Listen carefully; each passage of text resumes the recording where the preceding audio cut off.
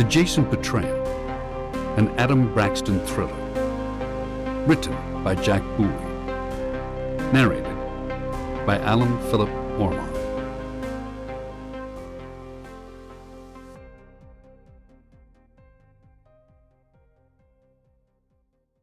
Alfred Whitehead Singer sat quietly nursing a now warm, long-necked Pacifico beer. His young, busty waitress had long since given up asking about a refill. His table was in an isolated interior corner where he had a clear view of the two entrances, the stone-top bar and the more popular tables along the wrought-iron railing overlooking the courtyard below. The door to the kitchen, his chosen emergency exit route, was only 10 feet away. It was a familiar position. He had spent most of his life sitting like this, observing and studying the movements of his fellow man, often in preparation for executing one of them. Tonight, however, Singer's task was not assassination, but information.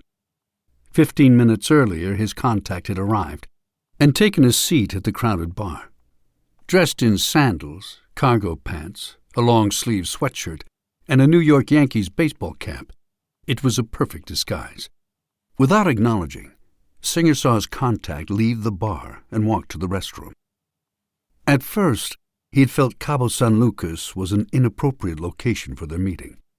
But his contact had explained that next week's Cryptology on the Coast conference was a perfect cover, and even gave a chance for a long-needed vacation.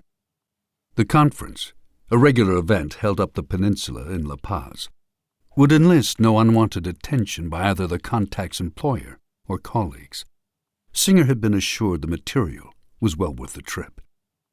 His contact returned to the bar, and Singer watched for any undue attention or reaction.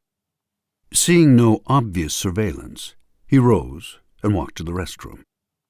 Upon entering, he was hit by the repulsive stench of beer, urine, and vomit that permeated the small room. He shook off the assault, walked to the last stall, and closed the door.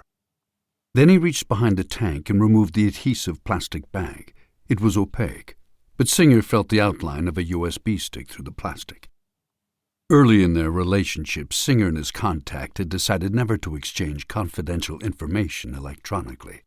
There were simply too many ears in the ether.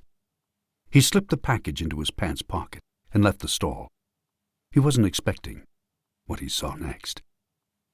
The exit was blocked by two rough-looking Hispanic youths, who seemed more interested in Singer than relieving themselves. The one on the left was tall, over 6 feet, and stocky. Black hair was slicked over his head, and a prominent scar ran down his right cheek from his ear, nearly to his chin. His partner was shorter and rounder, with a bald head and angry dark eyes. They both wore T-shirts that highlighted their muscled upper bodies and sported smug, self-satisfied expressions. Singer could not afford a confrontation that might draw unwanted attention, but he also had never been one to walk away from a fight, even if he had a choice. Whatever was going to happen would have to be fast and quiet. "Hey, Mr. Rich Guy," the taller man began. "We're here to collect a little tourista tax. Why don't you just empty your pockets and we can all leave happy?" "Yeah, amigo," added the man on the right. "We wouldn't want to have to mess you up."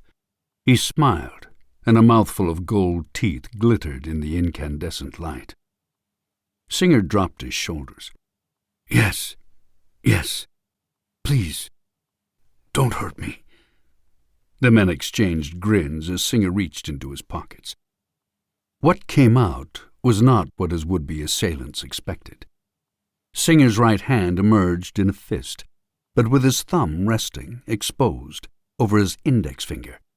He turned to his left as his right arm swept out and up, driving the end of his thumb into the taller thug's neck, crushing his Adam's apple and trachea. Singer then drove his right foot into the side of the assailant's right knee. There was an explosive crack, and his patellar ligaments burst and the knee tore apart. The man fell to the floor, helpless. Singer turned his left foot and continued to spin left, gathering momentum as he landed a crushing right roundhouse kick to the second thug's solar plexus. He doubled over and Singer stepped behind him, wrapped his head in his arms, and snapped the assailant's neck with a violent twist. Both men lay silent on the floor of the bathroom. No gunshots, no blood, and there was no way the altercation would have been heard over the din of the cantina. He completed the scene by pulling each one into a stall and stuffing his head into the toilet bowl. Singer straightened his clothes, confirmed the USB stick was still in his pocket, and left the restroom. He walked to his table and saw that his contact had already left. There did not appear to be any recognition of the altercation.